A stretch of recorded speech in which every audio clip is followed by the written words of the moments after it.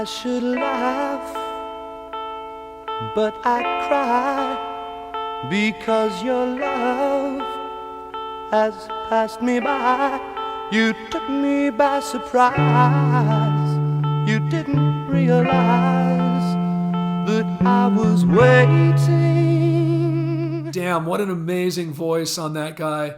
And listening back to that clip from Laughing, which was the first single from the Guess Who's Canned Wheat album, it really hits home why this guy was so special as a singer. He was so versatile, right? This is kind of a tender ballad. I should laugh, but I cry because your love has passed me by. His voice is soft and vulnerable. By the time we get to the end of the song, the lyrics have shifted in mood. Now he's kind of pissed off, and the voice takes on a rougher edge and expresses that. You took away everything, I had to put the hurt on me.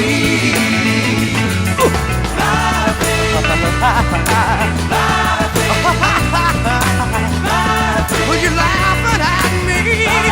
Well, you're laughing at me. Well, what you doing to me, girl? By the way, I love the way he kind of actually laughs that one lyric there. Ha ha ha ha ha ha. That's really creative.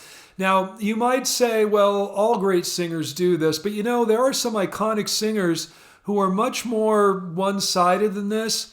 Just right off the top of my head, take Brian Johnson from AC/DC, maybe John Anderson from Yes, both great singers who I love. I'm not attacking either of them, but it's pretty much what you see is what you get with those guys. It's kind of one thing all the time.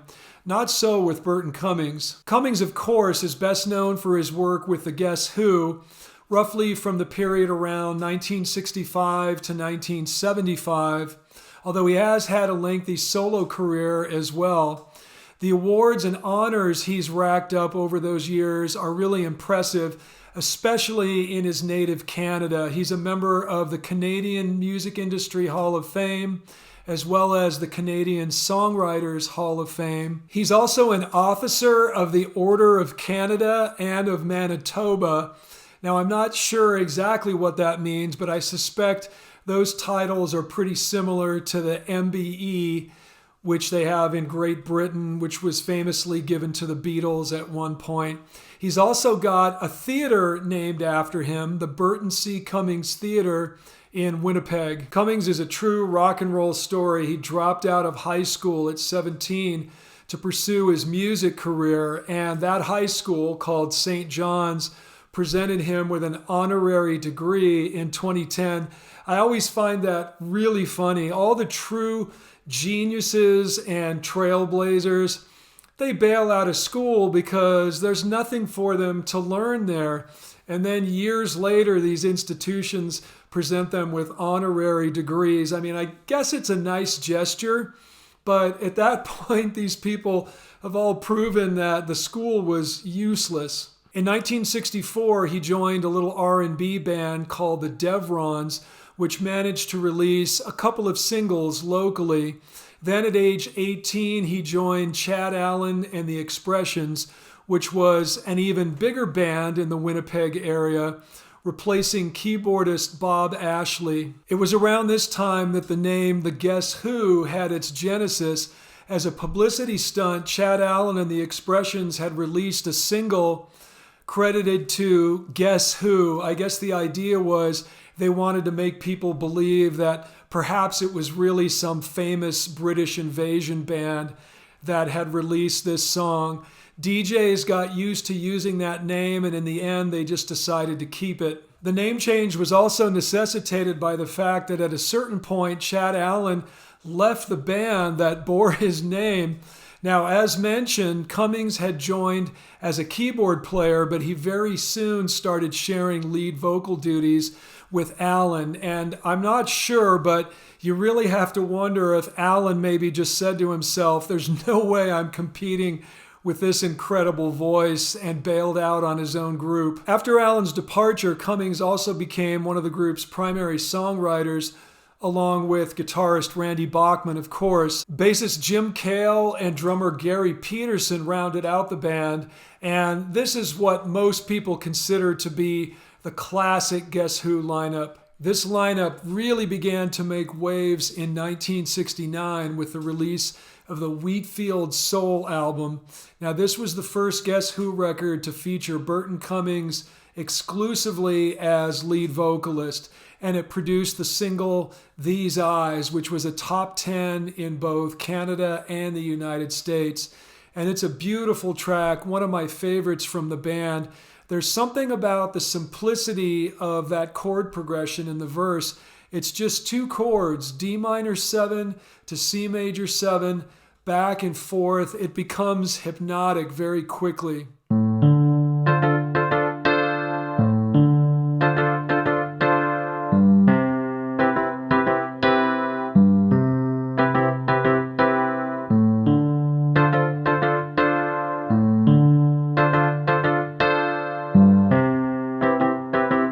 I think many people assume that part was played either on a Rhodes or maybe a Wurlitzer, but apparently it's actually a Hohner pianette.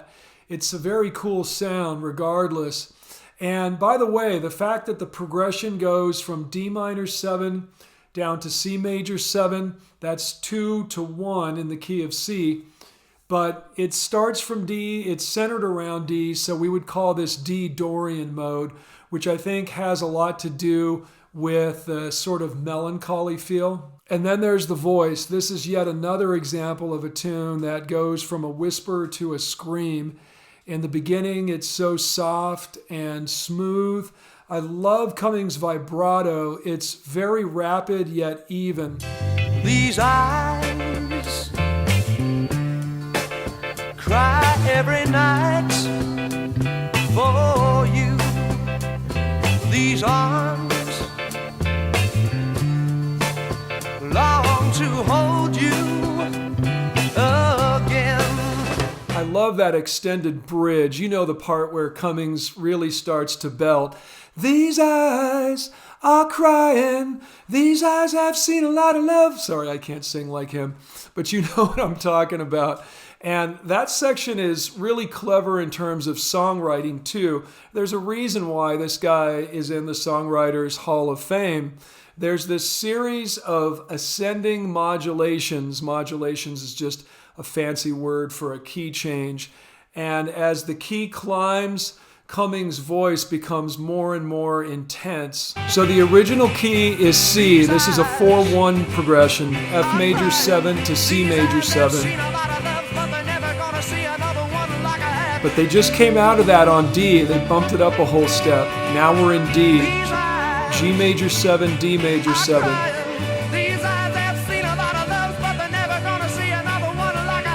Another pop up. Now E. You hear it rising?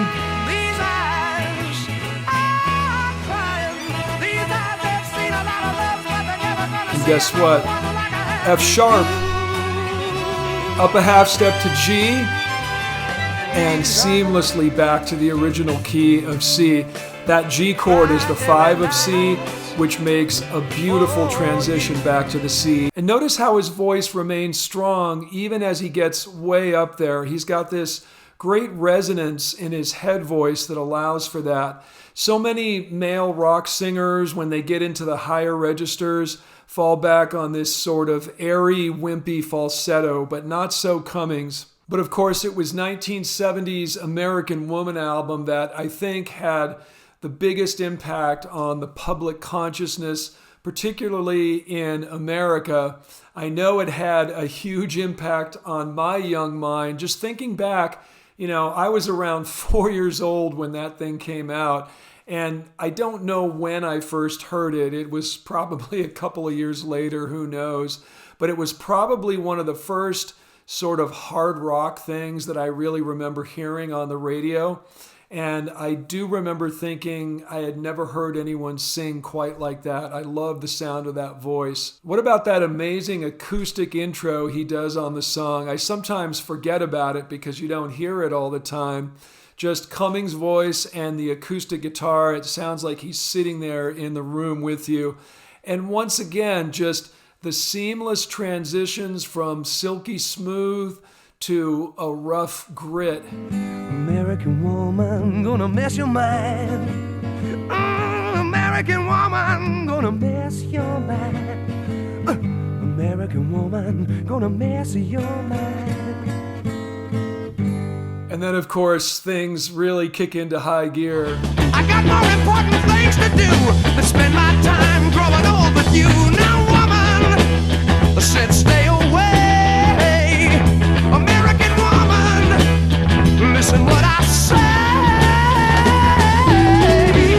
Damn, does that last bit there not sound exactly like early Robert Plant?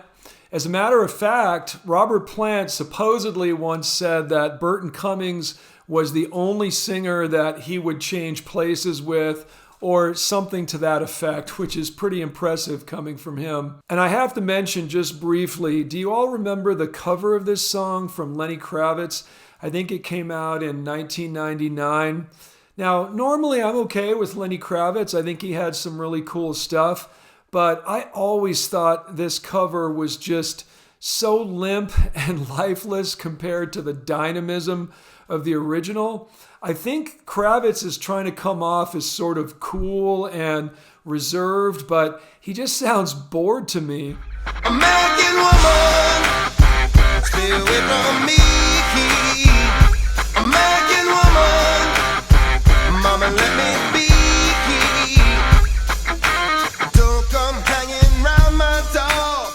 Just not into it. And the icing on the cake, when I searched American Woman to pull up the video, the Lenny Kravitz version comes up first and has tons more views.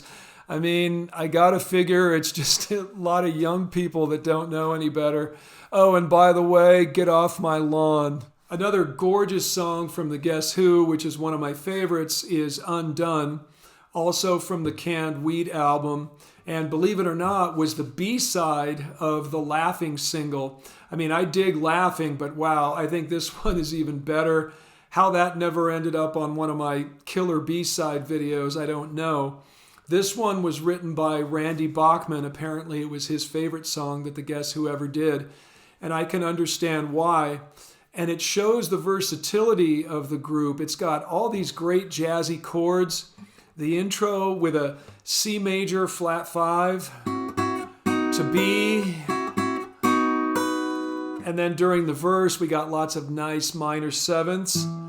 E minor 7, A7, F sharp minor 7, B7 sus 4 to B7, A minor 7th, and then a couple of ninth chords. This is pretty much jazz, folks.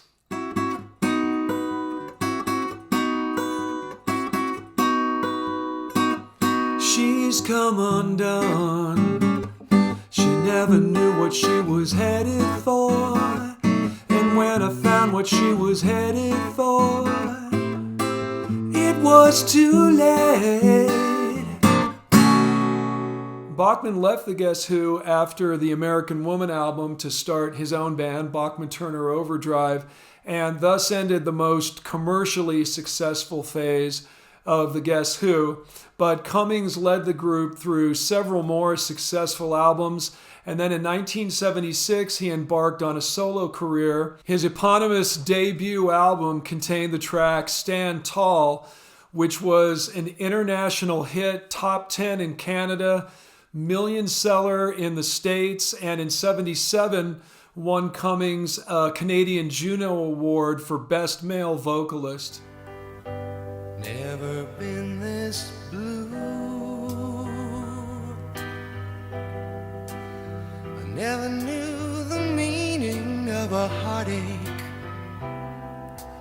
But then again, I never lost that love before. Produced by Richard Perry, this record obviously had a much slicker, smoother, more pop-oriented production, much like the flowery shirt with the massive collar that we just saw Cummings wearing in that picture. It was very indicative of what was going on in pop music as we headed into the mid-70s. And by the way, the music teacher in me can't help but point out that for this song, Cummings pulled out an old progression he had made use of years before. It's a really common progression. I call it a passing progression. Rick Beato likes to call these line cliches. You start with a major chord and then raise the fifth a half step at a time. You've heard this so many times. Stuff like Strange Magic from ELO. Do you remember that one? John Lennon's Just Like Starting Over, and about a million others. At any rate, do you remember Laughing from the beginning of this video? Basically the same progression, just moved up a whole step into A. I should laugh, but I cry because your love has passed me by, right? Pretty crazy. Musicians do this a lot more than some of you probably realize. Successive years saw the release of more successful solo albums, maybe not all quite as successful as the first, but still very respectable. There were some Guess Who reunions along the way. Cummings even dabbled in acting at one point, and in 2017 he released a book of poetry, a true Renaissance man. In 1996 he released a live album called Up Close and Alone, which was kind of a career retrospective performed by Cummings himself on solo piano with no other backing. Now, I've always felt that was a true test of not only an artist, but of great songwriting. If a song can hold up under those conditions, you know you've got something great on your hands. And Cummings came through with flying colors on this one. Well, maybe I'll be there to shake your hand. Maybe I'll be there to share the land that we're giving away when we all live together. I'm talking about together now. Maybe I'll be there to shake your hand. Pretty amazing how well his voice held up over the years, right? Now, it did change a little bit, and I tell you what, I think it was kind of a conscious decision. That last bit we heard right there on Talking About Together Now, that's the kind of part that he would have added that characteristic distortion and grit, that rock and roll sound back in the old days. He doesn't seem to do that very much anymore. And you know, I think that may be a voice preservation strategy as he ages. My voice teacher wife, whenever she hears these guys just belting it out with these throat-ripping screams, she always says the same thing. You only get so many of those. So I wonder if Cummings has just strategically decided to clean those high notes up a bit. I wouldn't doubt it. Either way, it still sounds phenomenal. And it continued to sound great as the years wore on. Here's another live performance, this time with Randy Bachman on guitar. I believe this one is from the early 2000s. Find a corner where I can hide. Silent footsteps crowding me. Silent darkness, but I can see. No sugar tonight in my coffee. No sugar tonight in my tea.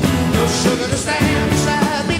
No sugar to run with me. And once again, if you compare that performance to the original recording, you'll notice how much cleaner he does it now.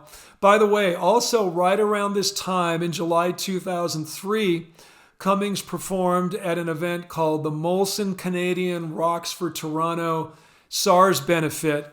There was a crowd of around 450,000 there, literally the largest ticketed event in Canadian history. A great milestone in the amazing career of a guy who I firmly believe belongs on the Mount Rushmore of great Canadian musicians, right alongside the likes of Neil Young, Gordon Lightfoot, Joni Mitchell, and all the rest. Thanks so much for watching, and I would bet my last dollar that there are plenty of Burton Cummings and Guess Who fans out there who watch these videos. So please let me hear from you. Tell me your personal stories. Tell me about the times you may have seen Cummings perform live. And of course, the usual boring reminders: like, subscribe, share the video with someone who you think might enjoy. Consider making a financial donation, buy me a coffee, PayPal, and all the rest. I think I mentioned somewhere I've got some coffee mugs and t-shirts, got some swag going, so you can go to my main page and check out the store if you're so inclined. I think that's it. We'll talk soon.